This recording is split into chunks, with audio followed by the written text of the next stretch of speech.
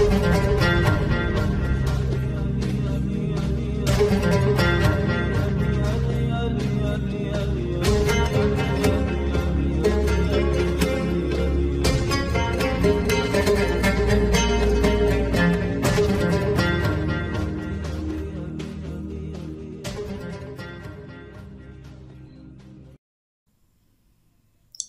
billahi minasyaitonir rajim. Bismillahirrahmanirrahim.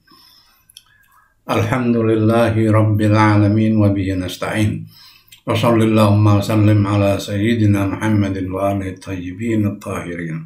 Wa ajil farajahum warhamna bihim. Ikhwan dan akhwat rahimakumullah.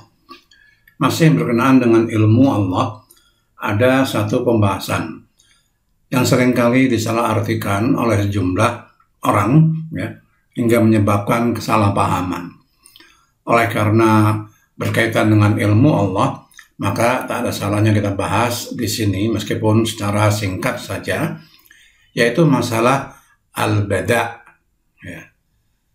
Itu al-bada', ya, atau bada' itu sendiri adalah bahasa Arab, berasal dari kata kerja bada yabdu, gitu ya, yang artinya muncul atau nampak, gitu ya. Sama dengan zahara, yazharu, ya. Jika sesuatu tersembunyi kemudian muncul sehingga terlihat dan tampak oleh mata, gitu ya, maka dikatakan dalam bahasa Arab bada, gitu. Nah, itu ya, bada yabdu. Demikian pula ide, ya, atau pemikiran, gambaran, keinginan, pengetahuan, pokoknya apa saja yang ada dalam hati dan benak seseorang. Ya, jika seorang mengetahui bahwa Ali sedang sakit, ya, akan tapi datang kemudian berita meyakinkan baginya, ya, bahwa si Ali tadi sudah sembuh dan sehat, ya, maka berubahlah di dalam benaknya gambaran bahwa Ali sedang sakit menjadi Ali yang sudah sehat, gitu kan? Ya, jadi muncul pengetahuan baru padanya bahwa Ali sudah sehat, yang tentunya menghapus dan menggantikan pengetahuan atau gambaran sebelumnya bahwa Ali sedang sakit. Nah, kaum Syiah Ahlul Bait alaihissalam meyakini bada pada Allah Subhanahu wa taala. Ya, akan tetapi Anda mesti bersabar, ya, nanti akan dijelaskan. Sebagian ahlu sunnah tanpa selidik terlebih dahulu langsung saja mengecam dengan mengatakan bahwa Syiah meyakini bahwa Allah bodoh, umpamanya, tidak mengetahui sesuatu baru kemudian mengetahuinya. Subhanallah wa ta'ala amma yasifun, gitu ya. Tentu saja adanya tuduhan yang seperti itu sangat disayangkan. Seharusnya tuduhan seperti ini tidak perlu terjadi jika mereka mau meluangkan waktu sebentar mempelajari pendapat Syiah tentang ilmu Allah Subhanahu wa taala, ya.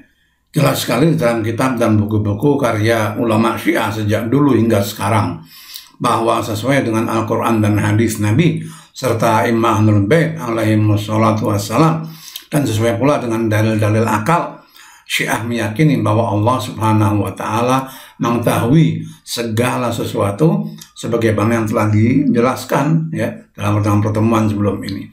Lalu bagaimana mungkin Syiah meyakini bada dengan arti bada ini, ya, bada itu kalimat, ya, berarti mengetahui sesuatu yang tidak diketahui sebelumnya, gitu. Jadi dalam kasus ini seharusnya, ya, kita merujuk kepada pendapat ulama Syiah sendiri, bagaimana mereka menjelaskan masalah bada ini. Kini mari kita lihat bagaimana sih ajaran bada ini menurut Syiah, dan bagaimana penjelasan para imam Ahlul Bait alaihissalam berkenaan dengan bada ini. Imam Ja'far Shadiq alaihissalam, imam ke-6, ya, dari 12 imam Ahlul Bait alaihissalam, berkata, barang siapa menyangka bahwa sesuatu menjadi tampak bagi Allah di mana Allah tidak mengetahui sebelum itu, maka aku menyatakan berlepas diri dari orang ini.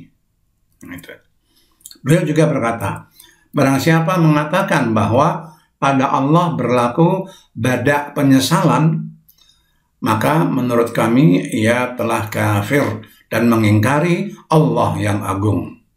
Yang dimaksud dengan badak penyesalan ialah bahwa umpamanya Allah berbuat atau memutuskan sesuatu, lalu ia menyesal, ternyata ada salah, ada kekeliruan umpamanya, lalu Allah mengubah perbuatan atau keputusannya itu. Ini badak yang demikian kalau diyakini oleh seseorang, Imam Ja'far Shadiq mengatakan ini orang telah kafir, gitu ya. Dan aku berlepas diri dari orang seperti ini.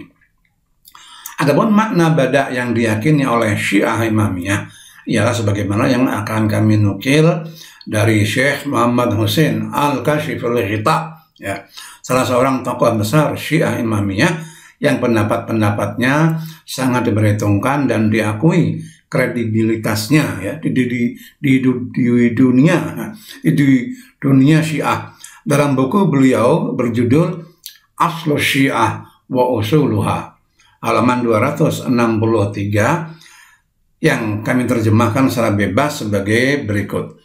Badak yang dimaksud oleh Syiah Imamiyah ialah ilmu Allah Subhanahu wa Ta'ala yang ada di Lauhul Mahfuz, Lauhul Mahwi wal Isbat, gitu ya.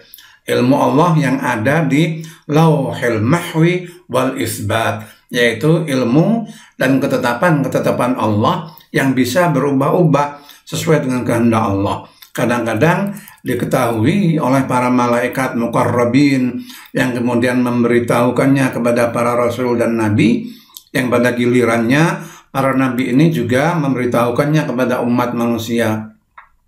Itu. Akan tetapi kemudian ternyata keputusan tersebut tidak terjadi karena Allah telah mengubahnya berdasarkan ilmunya yang rahasia, di mana tak ada siapapun yang mengetahuinya, baik malaikat muqarrabin maupun para nabi mursalin.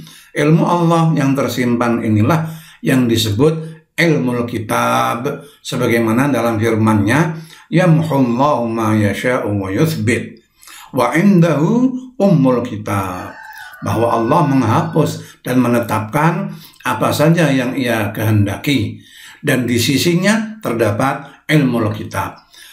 Dari penjelasan Syekh Muhammad Husain Al-Kashiful Ghita di atas, jelaslah bahwa yang dimaksud dengan badak ialah bahwa Allah menampakkan sesuatu yang berbeda dengan sesuatu yang telah Ia tampakkan sebelumnya berdasarkan kehendak dan pengetahuannya, gitu.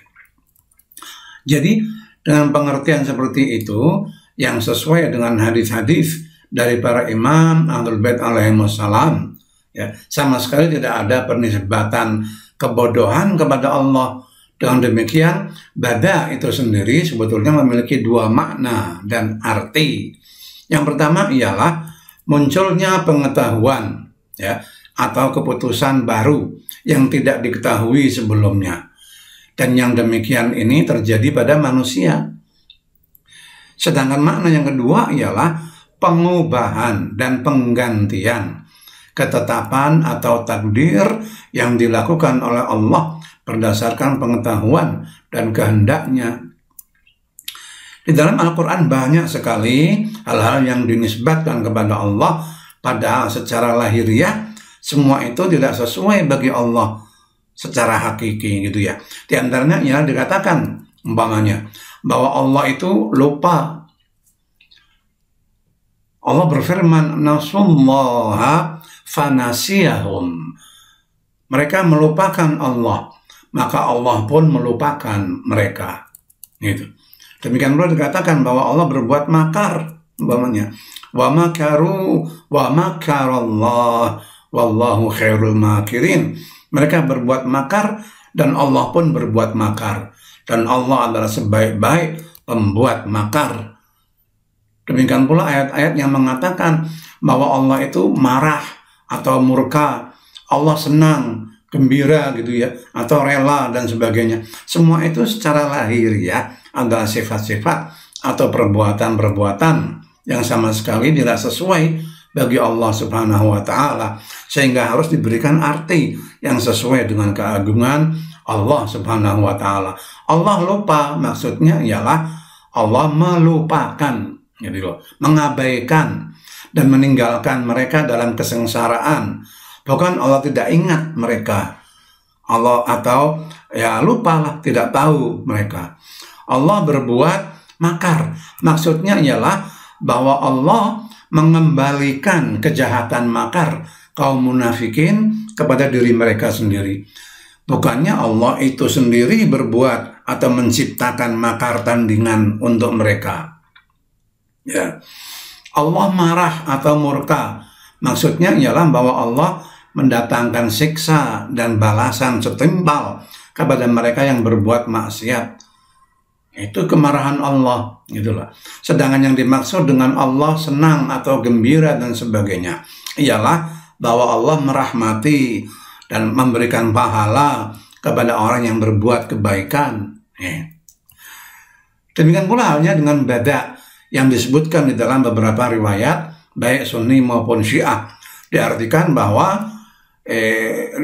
sebagai penggantian, gitu ya, dan pengubahan keputusan atau ketetapan Allah Subhanahu wa taala, di mana yang diketahui oleh manusia ialah ketetapan yang pertama, tetapi ternyata yang terjadi ialah ketetapan baru, ketetapan yang kedua lah, gitu ya. Sedangkan Allah Subhanahu wa taala sudah mengetahui semua itu sebelumnya. Nah, itu berkenaan dengan bada, ya, masih berkenaan dengan ilmu Allah Subhanahu wa taala, bahwa yang dimaksud dengan bada, ya, bukan bahwa Allah itu tidak tahu kemudian tahu, gitu. Tapi Allah memberitahu sesuatu yang baru bagi manusia, gitu ya. Allah memberitahukan si A umpamanya akan terjadi, tapi kemudian ternyata si A yang dikatakan akan terjadi itu tidak terjadi. Nah, ini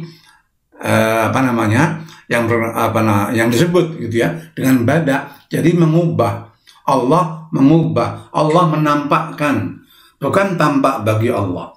Di dalam bahasa Arab ada yang semacam ini, kalimat kata, ya, ada yang semacam ini. Umpamanya taba, taba ya tubuh, taubat itu loh, bertaubat. Nah, taba ya tubuh itu kalau dilakukan oleh manusia, maka ia artinya bertaubat, meminta ampun, gitu loh. Ya, taba ya tubuh, tubtu ilallah, aku bertobat kepada Allah, gitu ya. Nah, bertobat meminta ampun. Sedangkan taba ya tubuh juga dinisbahkan kepada Allah. Allah juga melakukan taba ya tubuh, gitu. Bahkan Allah itu di antara nama nama Allah, Asmaul Husna itu dibilang Tawwab. Allah itu pemberi taubat. Nah, jadi Allah kalau wa yatubullahu itu wa yatubullahu mudnibin. Allah memberi taubat, memaafkan, mengampuni orang-orang yang berdosa. Jadi kalau taba itu dinisbahkan kepada manusia, artinya meminta ampun, tapi kalimat yang sama, taba ini, kalau dinisbahkan kepada Allah, dia berarti memberi ampun. Nah, bada yabdu, kalau dinisbahkan kepada manusia, berarti nampak bagi dia, bagi manusia ini, sesuatu yang baru. Nah, sedangkan kalau dinisbahkan kepada Allah, bada lillahi, maksudnya ialah Allah menampakkan sesuatu yang baru bagi manusia, menampakkan kepada manusia. Masa menampakkan kepada dirinya sendiri? Ya, enggaklah, ya. Menampakkan kepada manusia lah, pada makhluk-makhluknya, gitu, kepada selain dirinya. Nah, itu. Jadi bada yabdu, apabila untuk Allah, ya, artinya ialah menampakkan. Karena Allah Subhanahu wa taala, ya, Maha mengetahui, tidak ada sesuatu celah apapun untuk dikatakan bahwa Allah itu tidak mengetahui sesuatu umpamanya. Nah, ya. Jadi demikian untuk pertemuan kita kali ini insya Allah kita bertemu pekan depan untuk melanjutkan pembahasan kita. Walhamdulillahirabbil alamin. Wassalamualaikum warahmatullahi wabarakatuh.